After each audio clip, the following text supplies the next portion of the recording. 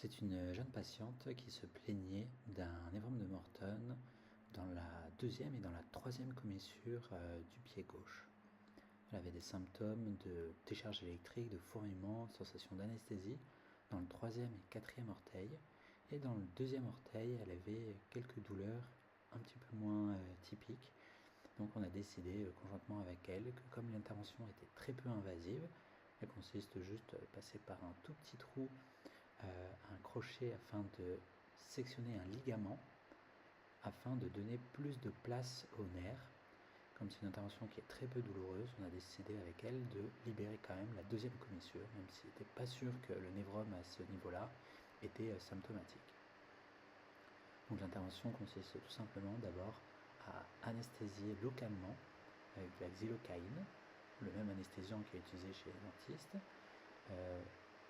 la zone où on va faire la section. Donc d'abord on infiltre de xylocaïne juste au-dessus du névrome, qui le déplace un petit peu et qui permet de plonger avec l'aiguille juste au niveau du ligament intermétatartien profond. C'est ce ligament que l'on va sectionner et qui va permettre au nerf d'avoir toute la place qu'il veut.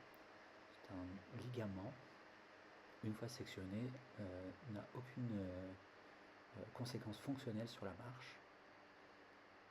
La marche est strictement normale, il n'y a pas de douleur liée à la section de ce ligament, les orteils ne s'écartent pas. Voilà. Donc d'abord j'ai anesthésié, ensuite avec une sonde je repère bien le ligament et en repérant le ligament cela fait un passage pour mettre l'instrument qui va couper le ligament. Donc voici l'instrument, que l'on passe par exactement le même trou, ce qui fait que l'incision fait un peu moins d'1 millimètre entre les orteils. On voit qu'il arrive derrière le ligament et le ligament est sectionné. Voilà, ensuite j'enlève l'instrument et je rajoute un petit peu d'anesthésiant.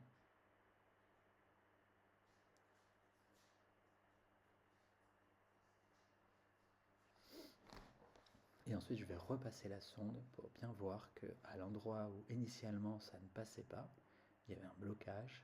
Là cette fois-ci, voilà, ça passe sans aucun problème.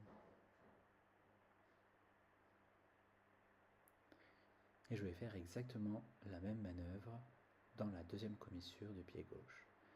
Ensuite en post-opératoire, la patiente n'a comme restriction que le fait de ne pas piétiner.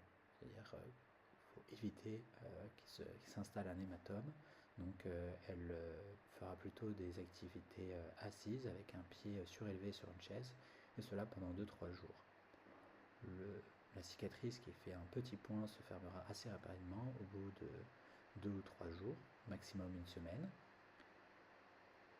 Et elle a le bénéfice de l'intervention quasiment au bout de 2-3 jours.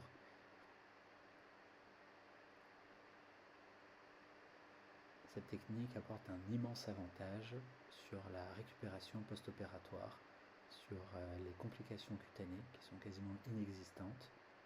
La cicatrice fait 1 millimètre, il n'y a pas les risques d'infection, les risques de cicatrices adhérentes, le risque d'hématome, le risque de névrome secondaire à l'ablation du névrome, car là ici le névrome on ne fait que lui donner de la place, et je ne fais en aucun cas une ablation de ce névrome. Donc, il a été démontré par des études que cela a un effet, c'est que c'est aussi efficace que l'ablation. Donc voilà, donc ensuite un pansement un petit peu compressif, et voilà, c'est fini.